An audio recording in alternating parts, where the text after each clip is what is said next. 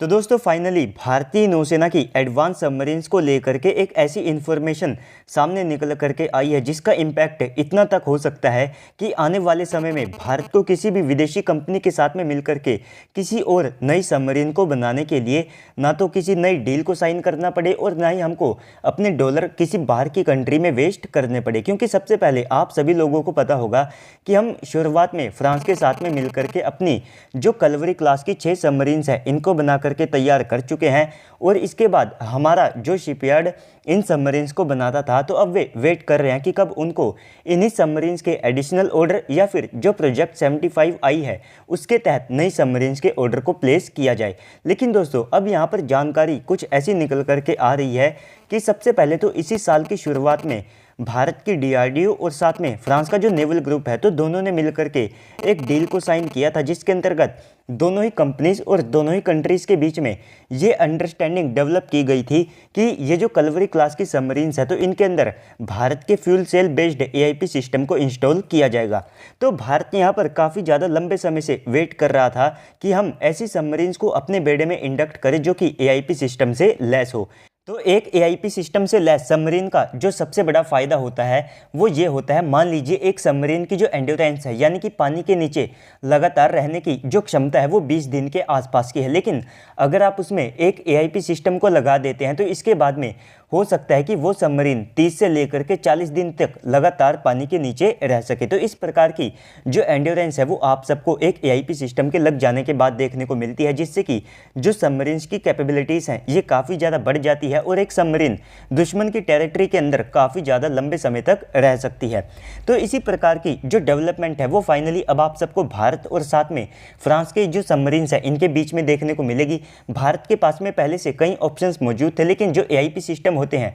ये अलग अलग टाइप यानी कि अलग अलग प्रकार के होते हैं। लेकिन भारतीय नौसेना की जो डिमांड है वो एक fuel cell based AIP system की थी, जहां पर हमारे डीआरडीओ भी पहले से एक एआईपी सिस्टम को डेवलप कर रही थी और अब फाइनली ये एआईपी सिस्टम बन करके तैयार हो चुका है। और 2024 में हमारी जो कलवरी क्लास की पहली सबमरीन है तो उसका मेजर रिफिट किया जाएगा और उसी दौरान हमारी डीआरडीओ के इस एआईपी सिस्टम को नेवल ग्रुप की मदद से इस सबमरीन के अंदर फिट कर दिया जाएगा। जिसके बाद में हमारी जो कलवरी क्लास की सबमरीन है हो सकता है कि इसकी जो लंबाई है उसमें भी आप सबको बढ़ोतरी देखने को मिले और इनकी जो कैपेबिलिटीज़ है ये काफ़ी ज़्यादा यहाँ पर बढ़ जाएगी। इसके बाद में यहाँ पर अब हम बात कर लेते हैं कि इसका इम्पैक्ट आने वाली सबमरीन्स के ऊपर क्या होगा। तो जैसा कि पहले से बातचीत चल रही है कि प्रोजेक्ट 75 आई के तहत हम जिन 6 नई एसएसके क्लास की सबमरीन्स को खरीदने वाले हैं तो उसमें लगातार ये जो डिले हुआ है तो इसको कवर करने के लिए हम सुपर कलवरी क्लास सबमरीन के ऑर्डर दे सकते हैं, जिससे कि ये सबमरीन काफ़ी ज़्यादा जल्दी बन करके तैयार होगी और इन्हीं के अंदर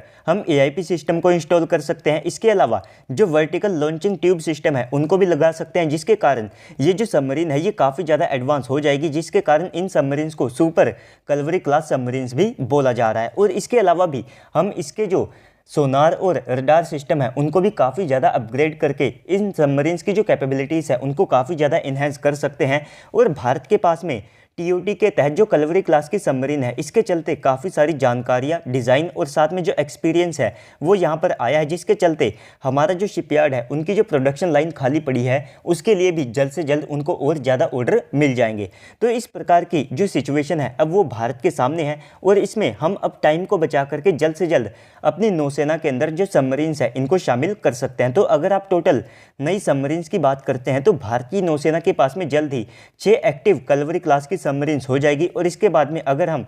6 और सुपर कलवरी क्लास सबमरीन के ऑर्डर दे देते हैं तो ये हमारी नौसेना और साथ में हमारे जो शिपयार्ड है उनके लिए काफ़ी ज़्यादा बेहतर होगा। तो दोस्तों ओवरऑल इस पूरी वीडियो के बाद और इस सारी इन्फॉर्मेशन के बाद अब आप सबको क्या लगता है कमेंट सेक्शन में बताइएगा। साथ ही साथ अगर आपको वीडियो अच्छी लगी है तो वीडियो को लाइक कर दीजिएगा। अगर आप चैनल के ऊपर पहली बार आए हैं तो प्लीज़ से चैनल को भी सब्सक्राइब कर दीजिएगा ताकि आपको भविष्य में भी ऐसे ही वीडियोज़ मिलते रहे। तो चलिए दोस्तों आज की इस वीडियो में इतना ही, मिलते हैं अगली वीडियो में, तब तक के लिए गुड बाय, जय हिंद।